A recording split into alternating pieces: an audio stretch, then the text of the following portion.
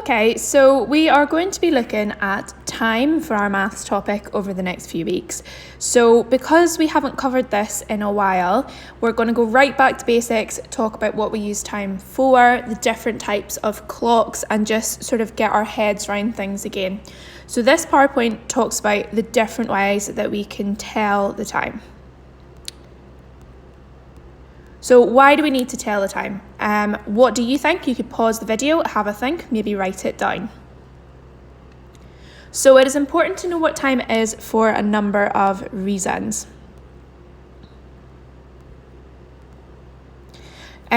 For example, you might need to know the time for an appointment or to watch a film at the cinema. You might also need to time a race or check how long something's going to be for cooking.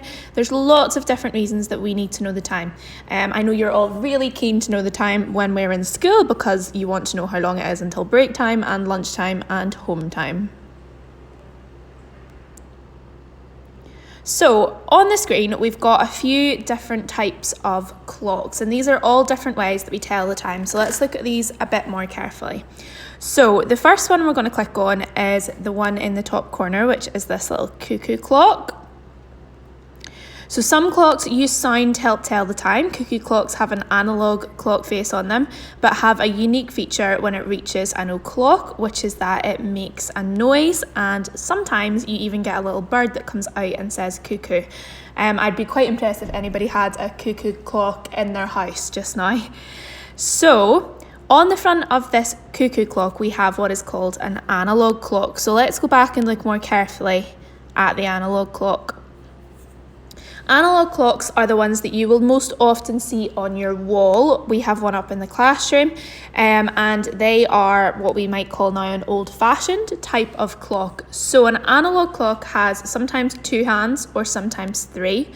If it has 2 hands, the short hand will stand for the hour and the longer hand will stand for the minute. If it's got a second hand, it's a really thin little hand and it moves much more quickly than the other two. The hands move around the clock face and always in our clockwise direction, which we use when we're looking at directions in PE. Always in a clockwise direction, and that's how we tell the time. The clock is a flat disc and numbers around the edge. Sometimes you might have Roman numerals, although we don't see that so much anymore. Each number stands for 1 hour if it's the hour hand and 5 minutes if it is the minute hand. For a whole day to class, the hour hand goes around the clock twice because it does 2 12 hours in a 24-hour day. So the other type of clock that we really commonly see is this one here, which is our digital clock. Now you might see this clock in the car, you might see it on the microwave or the oven or on the computer or on your phone. And that's the one that we tend to use most often in modern times to tell the time. But it is important to know how to use an analog clock as well. So digital clocks use numbers, they don't have hands. And a digital clock can show either 12-hour time or 24-hour time, which is something we're going to learn about when we get a little bit further into this topic. Digital clocks are quite often much smaller than analog clocks as the numbers are easier to read. They don't need to be quite as big because it only shows the numbers that you need rather than all of the numbers with hands pointing at them. Some digital clocks also have a radio on them, so people might use them as an alarm clock next to their bed to wake themselves up in the morning.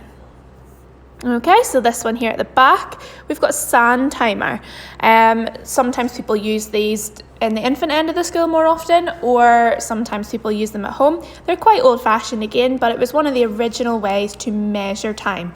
So rather than this clock being able to tell us what time of the day it is, this is able to give us a timer to calculate how long something is taking.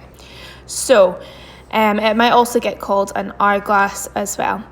They are set up so that on the sand timer it should say how long that timer will take. So it could be a minute sand timer, it could be a 2-minute, it could be a 5-minute, it could be an hour, anything that's on it, and when it's put together it's calculated how long the sand will take to go through the glass.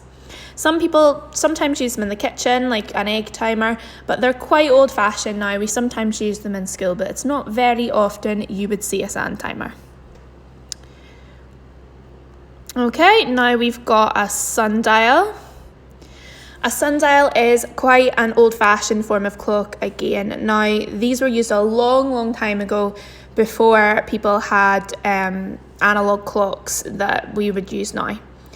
The sun casts a shadow over the clock, and this points to the correct time. So you can see the little sort of spike in the middle. It's set in a way in the garden that as the sun moves, it will cast a shadow, and that will give you a rough idea of the time. Not a lot of people use them now to actually tell the time. They're much more often used for decoration. People like to have nice pretty ones in their garden quite a lot. And then we have got this one here, which is our watch. So a watch is the little clock that you can wear on your wrist. They can either show analog or digital time, and they can come in lots of different colours, shapes, sizes and patterns. In the olden days, people used to carry what's called a pocket watch, and they kept it in their pocket on a chain to stop it from falling out and getting lost. But they're quite old-fashioned as well, so we don't see them too often anymore. You might also call your Fitbit a watch if you have one of those. That's a good way to tell the time, but it also does some other things as well. And then it's not letting me click on this one, but down here we have our stopwatch. So as you know, we will use them in school to time how long something takes. I quite often use the one on my phone if we're doing a game of football, for example, to make sure that the teams get an equal amount of time to play their game.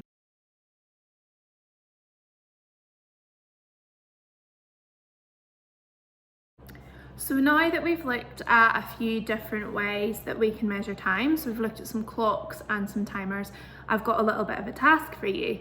What I would like you to do is go on a little bit of a clock/timer hunt around your house.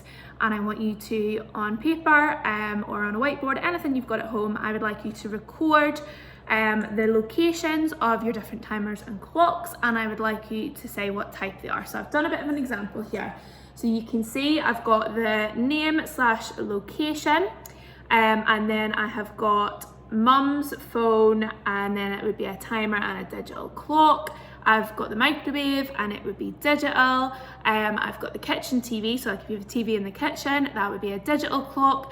I've got the living room clock, and that would be an analog clock. And obviously you would keep going. So it's just a little bit of an exercise to see all of the types of clocks and timers that you have available in your house. So make sure you write those down on a whiteboard or some paper to keep a track of them and see how many you can find.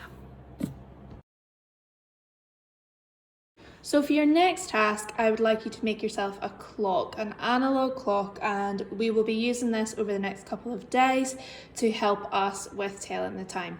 So I've used some paper here. You could use a whiteboard, you could use a fork and a spoon as your hands.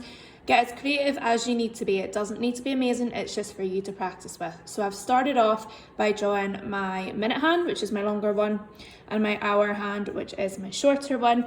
And I've also done this circle for my clock face as well. So I'm going to cut these out and we'll get on to the next step. Now I have cut my hands out, and you can see that I have taken a ruler and I have divided my little clock face up into quarters. This is going to help us work out where to put the numbers. So if we look at this clock here, we can see that for our old clock, we've got the 12. For our quarter past, we've got the 3. For half past, we've got the 6. And for quarter to, we have got the 9. So we can use those numbers to help us work out where the rest go. So I'm going to fill in the 12, the 3, the 6, and the 9.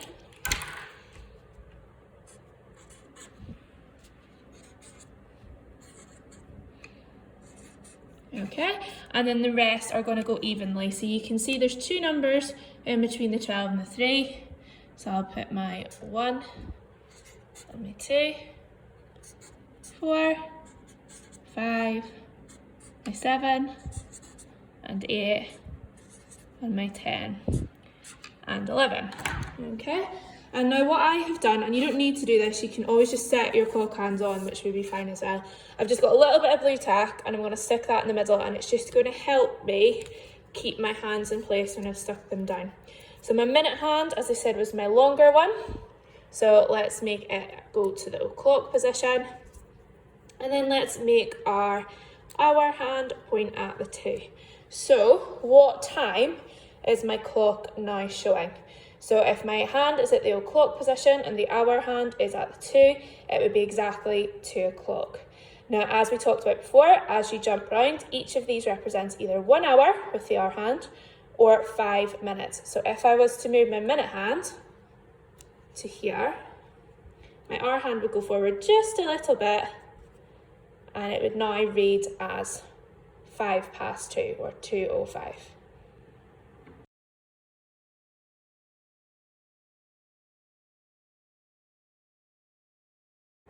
So for your final activity, now that you have got your clock, I would like you to ask someone at home, it could be anybody that's there, to give you some times to challenge you to show on your clock. Now don't worry too much if you're finding this tricky, we are going to do lots more work on this over the next few days.